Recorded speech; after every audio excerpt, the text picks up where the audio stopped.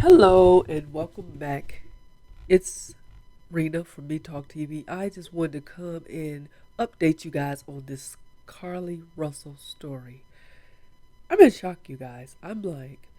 Because I'm like, why? I just want to know why and what happened to this young lady that would make her do this. And I'm going to bring you all the update, okay?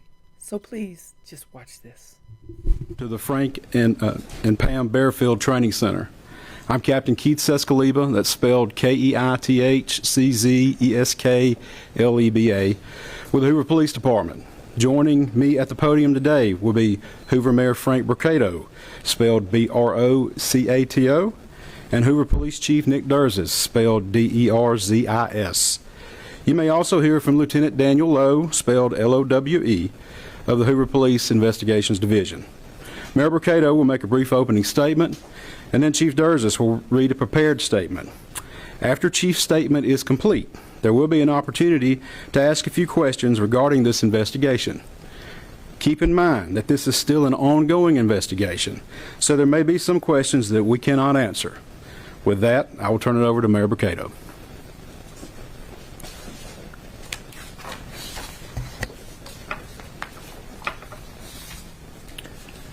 Thank you and good afternoon for you all coming today. You know, 6 days ago our community learned about the disappearance of Carlee Russell, and it sent fear and pandemonium not just through our city but the entire state and the nation as well.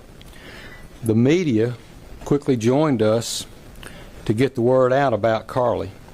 Our community sprung into action and they organized search parties, arranged prayer vigils, and they took other steps that I'm not even aware of to help in this situation. The Hoover Police Department quickly rallied multiple partner agencies, stopping at nothing to find Carlee.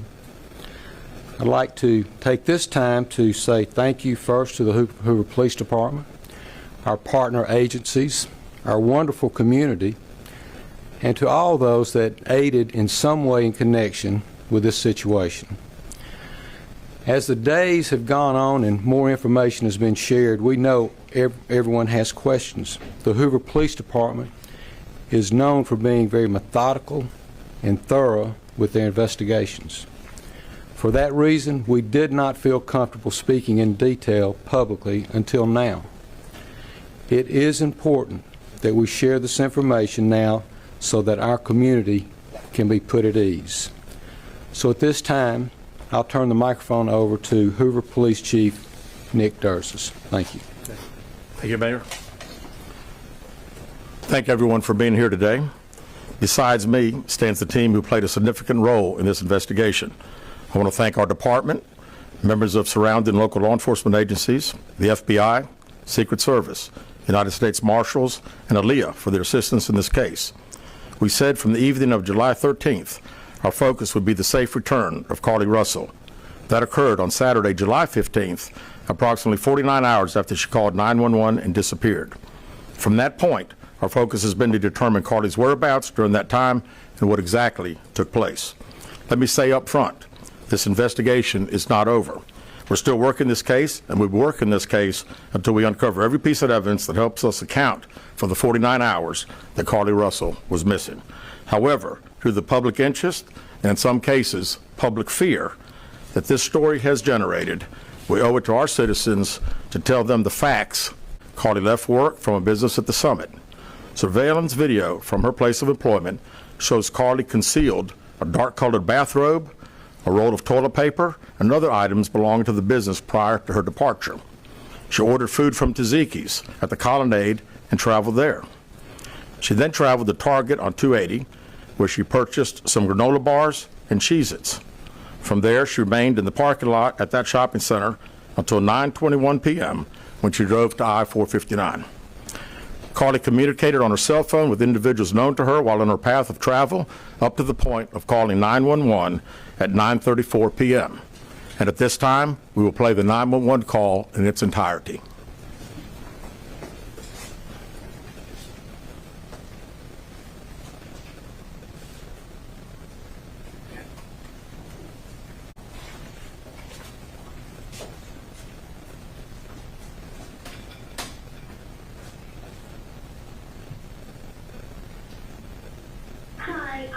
am on Interstate 459, and there is a kid just walking by themselves. Oh, hold on. Where on 459 are you? I'm right next to the exit 10 by the Pepper Med, like to get off by the Pepper Med. Okay, so you're before that exit? Yes. Okay, and were you headed southbound or northbound? Like towards Tuscaloosa or towards 280? Towards Tuscaloosa. Okay, and was the child on the left or right side? On the right side. Were they walking northbound or southbound? They're walking towards Tuscaloosa. Walking southbound, or how old do they look? Like a toddler, like maybe like 3 or 4. Did you pull over with them? Are you still with them? Yes. Okay, are you with the child right now? No, I'm not. I didn't get out of the car. I can see them though. Do you mind staying and keeping an eye on them until we get there? Yeah, sure, yeah. Okay, what kind of car are you in? I'm in a red Mercedes-Benz Is that a sedan or SUV? SUV. I mean, it's a sedan. Sorry. Can you put your hazards on for me? Yeah, they're on. Okay. Did you talk to the child at all, or did you say anything to them? No. Okay. No. Do they look like they're injured? No, they don't. Are they white, black, Hispanic, or Asian? They're white. Okay. Is it male or female? I think it's a boy, a little boy. White male? Okay. So is he wearing clothes? Yes. Okay. What is he wearing? It's a white t-shirt, and it doesn't look like he has any pants on. It looks like a diaper. And you don't see any cars anywhere? No, no cars anywhere.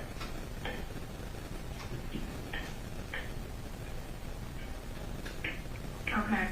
All right. What's your name? My name is Carlee Russell. And you don't see any injuries on the child from where you're at, correct? No, but I can't really see them that good. Okay, try to keep an eye on them for the best that you can, because I don't want you to lose track of them. Okay. All right, and do they have shoes on? No. Shoes? Not that I can see. I can't really see that. Look. Okay.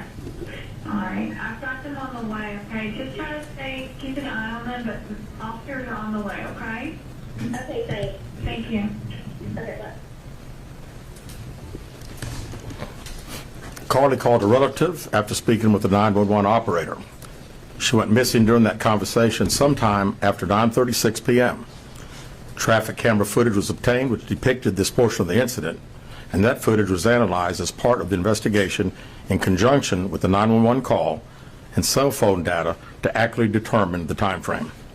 Carlee's 911 call remains the only report of a child on the interstate, despite numerous vehicles passing through the area at that time.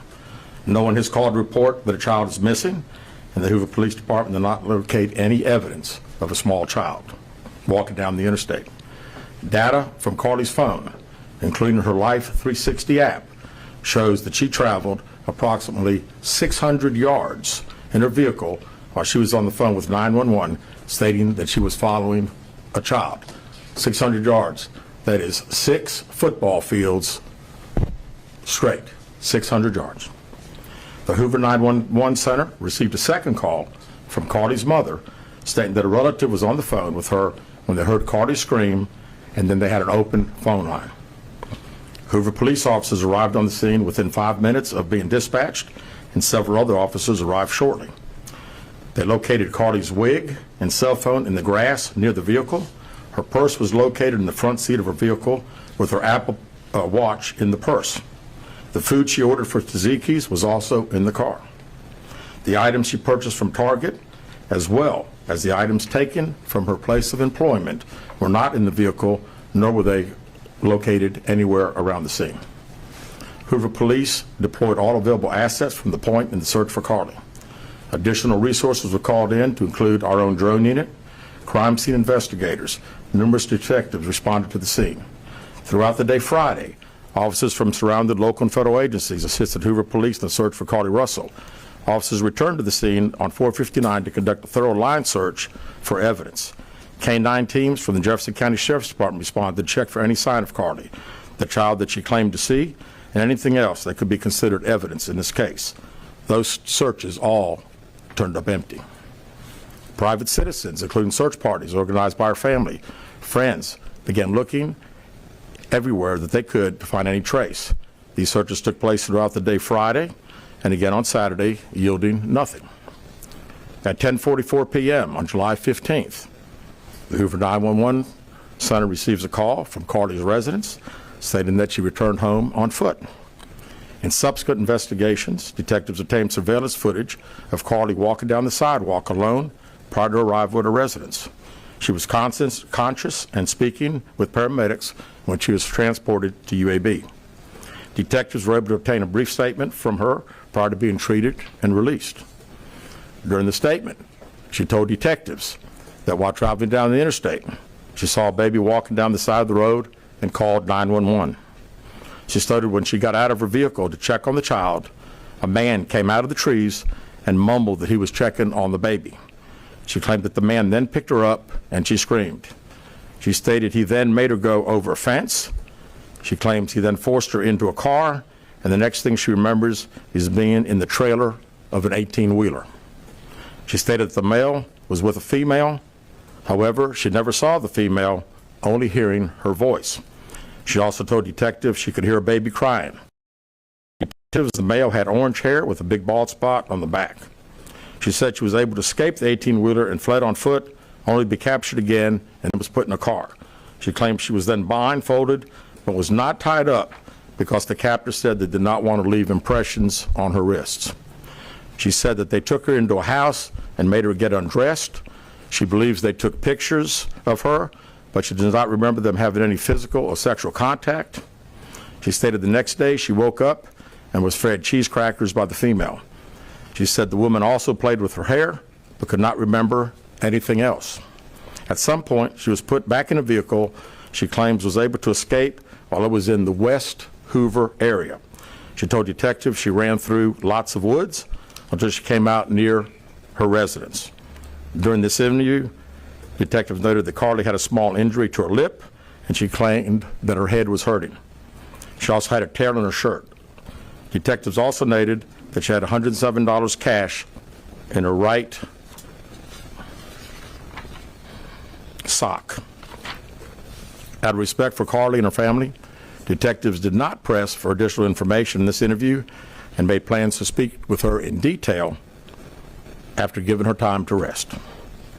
Detectives continue analyzing data from Carlee's cell phone that was left behind at the scene. We enlisted the help of the United States Secret Service in conducting this analysis. Part of what data includes several internet searches in the days leading up to their disappearance that I think are very relevant to this case. On July 11th at 7:30 a.m., the term, "Do you have to pay for an Amber Alert?" was searched. On July 13th at 1:03 a.m., the day of her disappearance, the term, "How to take money from a register without being caught," was searched. On July 13th at 2:13 a.m., the day of her disappearance, the term Birmingham bus station was searched. On July 13th, 2:35 a.m., a search for a one-way bus ticket from Birmingham to Nashville was conducted with a departure date of July 13th. On July 13th at 12:10 p.m., a search for the movie Taken, a film about abduction, was conducted.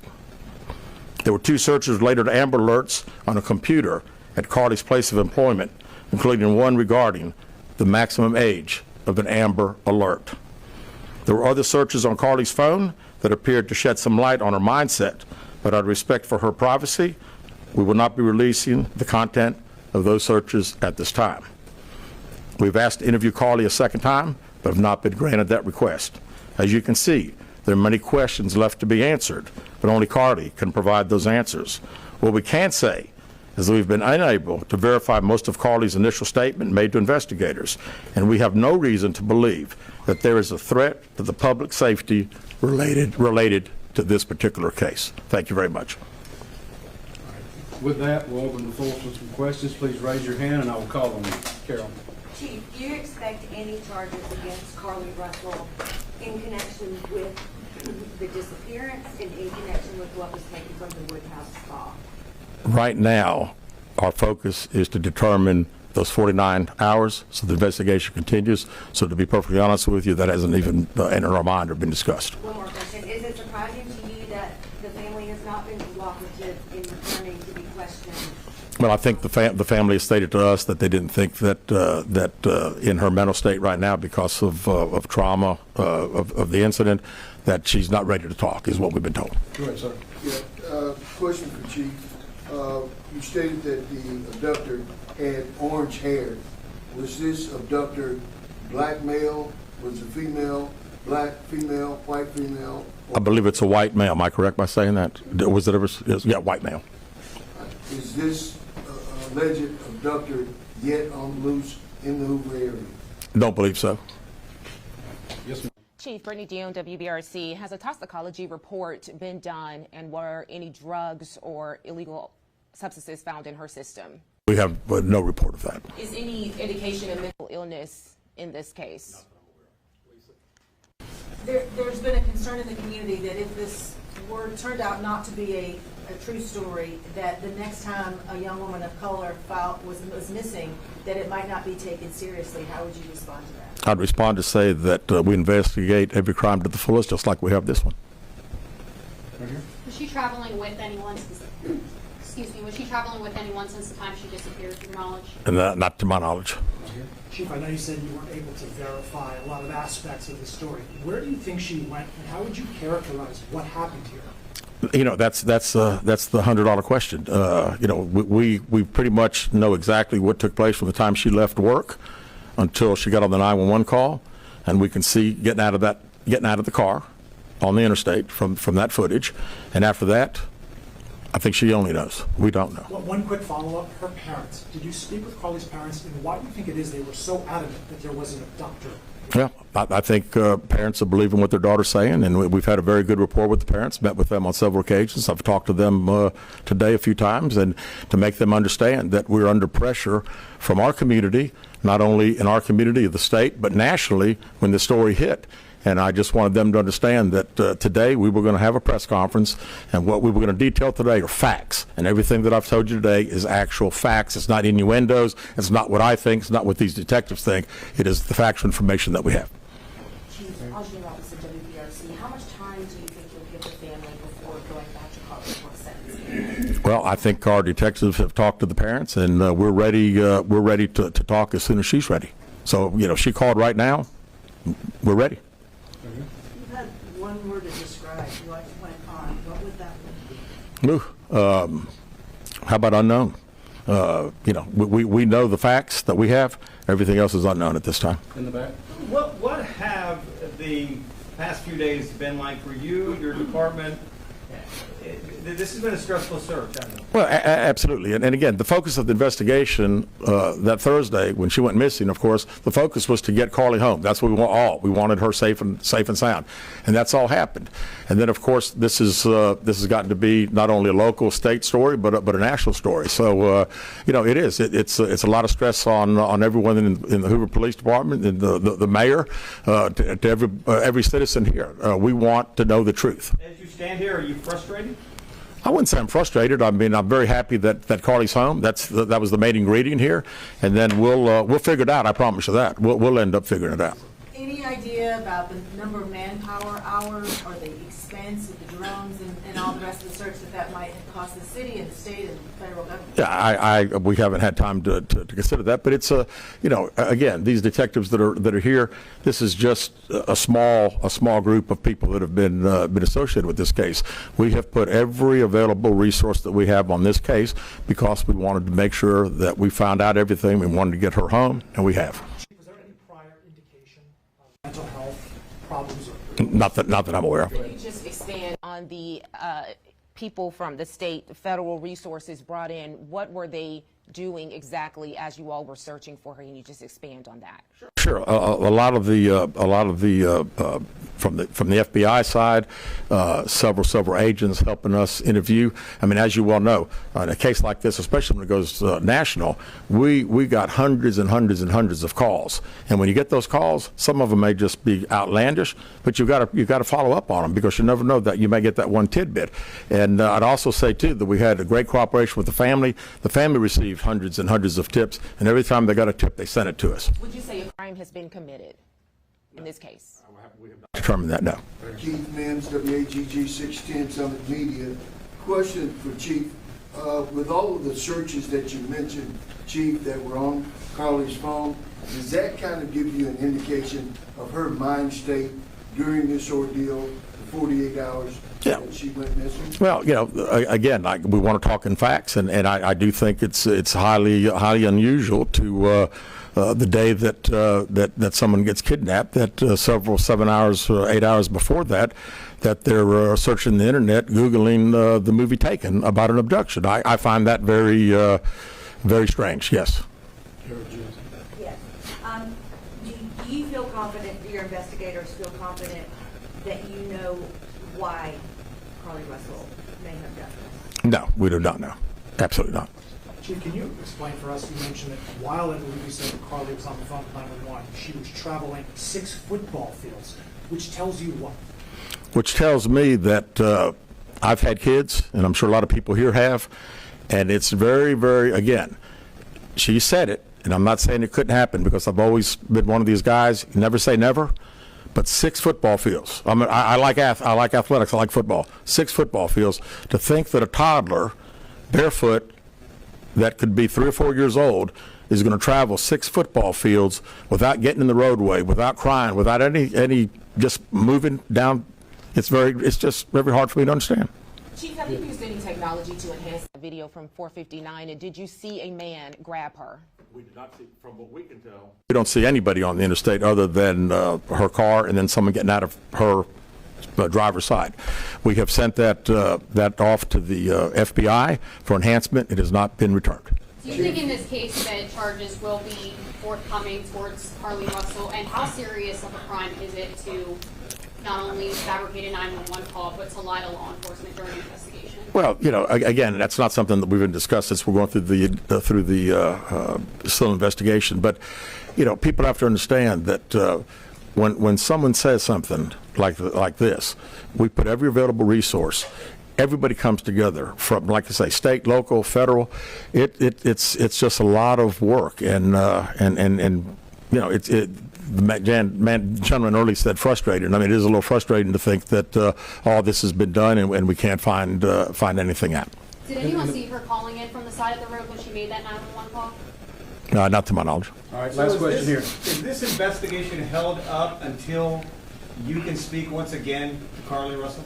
Well, there's a few things that we're still doing, but obviously we want to talk to Carlee as soon as we can. And do an in-depth interview, and at that time, I think we'll have these investigators doing some other things. So that's all the questions we're going to answer today. Okay, right now, I just want to give out some encouragement. I want to say, if you are a young person and you need help, you are having problems in your life, talk to someone, talk to your parents. If you can't talk to them, talk to somebody else, because we all do have problems in our lives, but we cannot take it to the extreme like this. We have to have some counseling. We have to have someone to really talk to. And this story isn't over, you all, because if I'm not mistaken, they still haven't really talked to Carlee the second time the way that they need to. But if they have, you all let me know in the comment section, because I've been following the story, but I also have been under the weather. So some pieces I might not have. Yes, so like I said, I'm just still in prayers. I still pray for the family and everything. But I mean, when they showed her interview with her grandparents, I mean, I was like, how can this young lady do something like this? Because she just seems so bright and all of this, and just looking forward to the future, going to college and all of this stuff. So, but Yeah, so please, young people, if you have problems, which we all do, in your life, get help, okay? Um, and y'all don't bash this young lady in the comment section. Don't do that. Because you never know what she was really going through. But like I said, make sure that even if you are her parent or their parents or anybody's parents that need help, talk to your young adult. I sit down, I asked him, are you stressed? Or is everything going all right in your life? How are you doing? Because they need that. They need you to talk to them. You never know what they might be going through. And make sure that your young adult, teenagers, all of them, they are able to talk to you. They can come to you for anything. This is the kind of parent I am. You can talk to me about anything. I don't want any secrets between me and my children. I love you guys, and I will see you again on Me Talk TV. Blessings to each and every one of you.